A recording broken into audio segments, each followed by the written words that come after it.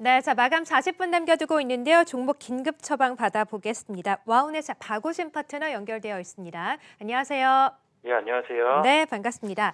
자, 네. 먼저 지단 종목부터 점검 함께 받아보도록 할게요. 상신전자가 목표가를 돌파를 했는데요. 상신전자에 대한 전략부터 좀 여쭤보고 갈까요?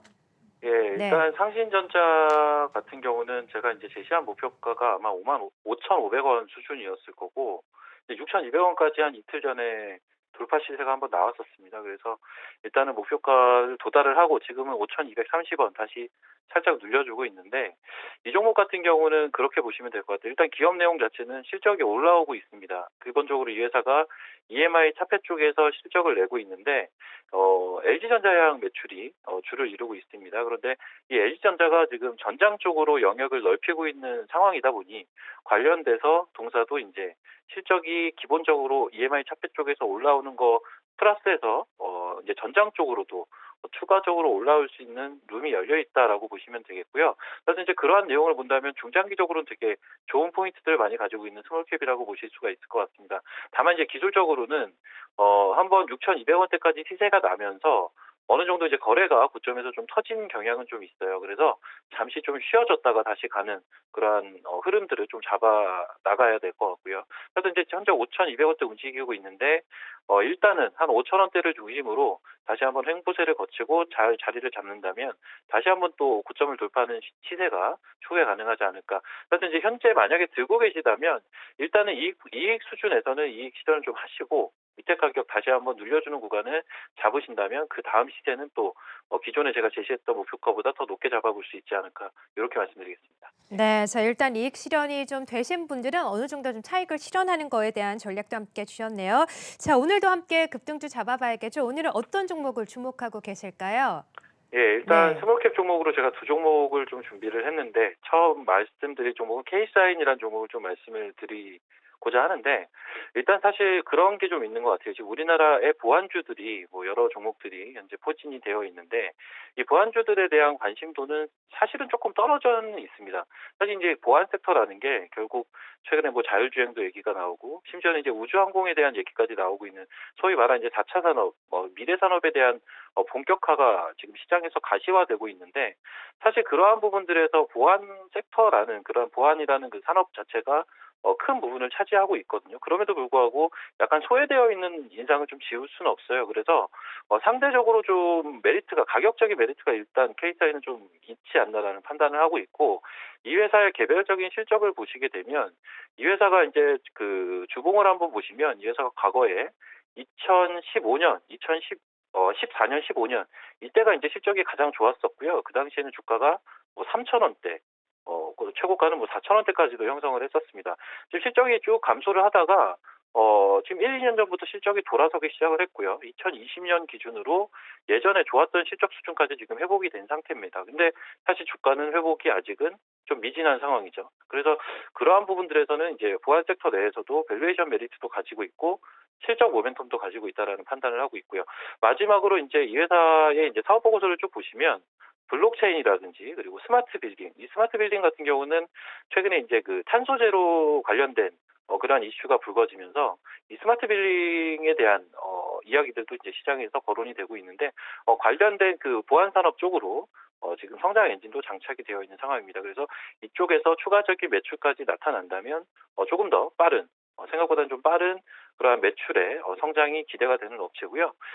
일단은 현재 주가 같은 경우는 금일은 한 약보합 정도로 살짝 눌리고 있는데 전일 시장이 좀 안 좋은 상황에서도 한 7% 정도 강세를 일단 한번 보였습니다. 그래서 전형적인 삼각 수렴 형태를 돌파하는 초기로 보고 있고요. 따라서 이 종목 같은 경우는 일단 목표가로는 2,000원 선 제시를 하도록 하겠습니다. 손절가는 한 1,500원 선 잡고 대응을 하시면 무난하지 않을까 이렇게 말씀드릴게요. 네, 자 첫 번째 종목은 K사인 들어봤습니다. 정말 어제 급등세를 이어갔었는데 오늘은 어제 급등에 따른 피로감이 좀 쉬어가는 모습인데요. 계속해서 2,000원 부근까지도 볼만하다라고 하셨습니다. 자, 두 번째 종목도 함께 들어볼까요? 예, 두 네. 번째 종목은 잉그루드랩이라는 종목을 좀 말씀을 드리고자 하는데요. 이 회사는 이제 화장품 업체입니다. 그 코스메카 코리아가 이 회사의 대주주고요. 이 회사는 이제 화장품 OEM, ODM 제조업체라고 보시면 될 것 같아요. 근데 이제 이 회사를 이제 화장품 섹터 내에서도 좀 이제 추가적인 밸류에이션을 줄 수 있는 부분들을 찾아본다면 이 회사 같은 경우는 OTC 그 전문 쪽 그 전문 화장품 쪽으로 제품 제조에 대한 특화된 그런 경험과 생산 시설을 보유하고 있습니다. 그래서 기본적으로 이제 뭐 우리가 흔하게 볼 수 있는 OEM, ODM 제조 업체들보다는 상대적인 그런 기술력을 가지고 있는 업체로 우리가 평가를 해볼 수가 있을 것 같고요. 이 회사도 보시게 되면 사실 화장품 섹터의 종목들이 은근히 한번 실적을 찾아보시면 실적 자체 그리고 주가가 많이 빠져 있고 최근에 좀 올라왔음에도 불구하고 밸류에이션 부담이 많은 종목들이 대다수입니다. 하지만 이 종목 같은 경우는 이 종목이 현재 시가총액이 한 1,000억대 초반인데 지금 일단 2020년 기준으로 영업이익 기준 한 72억 정도 달성을 했고요. 올해 가이던스가 168억 수준입니다. 그래서 올해 가이던스 포워드 PR로 감안을 한다면 PR이 10배가 멀티플이 10배가 되지 않는 보기 드물 화장품주가 아닌가라는 판단을 하고 있고요. 최근에 이제 소비주에 대한 관심들도 이제 늘어나는 만큼 동사 같은 경우는 좀 재평가를 받을 수 있는 여지가 좀 남아있다라는 판단을 하고 있습니다. 이 회사 기술적으로도 보시게 되면 일단 사실 코로나 이후에 코로나의 낙폭만 좀 회복을 하고 상대적으로는 주가의 회복이 좀 더뎠었는데요. 일단 최근 이제 2021년 접어들면서 1월 달에 일단 한번 올라서는 고점을 돌파하는 흐름이 한번 나왔었고 이제 적당하게 늘려주는 구간까지 마무리가 됐기 때문에 다시 한번 고점을 돌파하려는 그런 시도가 나오지 않을까라는 판단을 하고 있고요. 그다음에 좀 걸릴 수 기술적으로 저항이 나올 수 있는 자리인 목표가 8,000원 선까지 일단 보도록 하겠고요. 손절가는 5,000원 선으로 제시하도록 하겠습니다. 네, 자 오늘도 두 종목 함께 들어봤습니다. 보안 관련된 종목 K사인과 함께 또 화장품 OEM, ODM 제조 사업을 영위하고 있는 잉글루드 앱까지 함께 들어봤네요. 자, 두 종목 함께 들어봤고요. 박우신 파트너였습니다. 고맙습니다. 예, 감사합니다.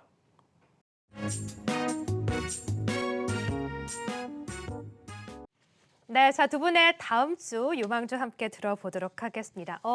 하창봉 대표께서는 그래서 어떤 종목을 보실까요? 네, 아까 네. 제가 주목해야 될 이슈의 2차 전지 말씀을 좀 드렸는데 오늘 이제 2차 전지 중에서 SKC라는 기업이 되겠는데요. 일단 약간 글로벌 이야기 조금 사족을 붙이고 시작하겠습니다.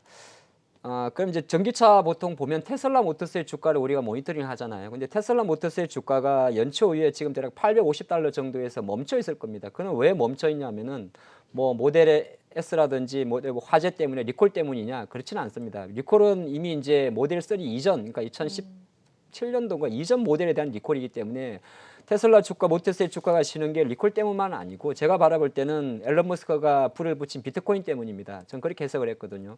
왜냐하면 앨런 머스크가 비트코인에 대해서 긍정적인 매수를 했다는 것은 테슬라 모터스 주가 입장에서는 상당히 복불복, 그러니까 계산이 어려운 구간에 들어갑니다. 그게 왜 그러냐면 비트코인의 가격 등락이 있기 때문에 결정적으로 테슬라 모터스가 차를 팔아도 그걸 만약에 비트코인으로 인식을 해버리게 되면 좋을 땐 좋은데 나쁠 땐 또 나쁠 수 있는 거거든요. 그쵸. 오히려 그런 불확실성이 지금 제가 볼 때는 테슬라 모터스를 바라보는 미국의 애널리스트 하여금 주가 전망을 조금 난항으로 갖지 않나 볼 수 있는데 그러면 테슬라 모터스를 보고 전기차를 안 보고 뭘 보면 됩니까? 보면 바로 제너럴 모터스입니다.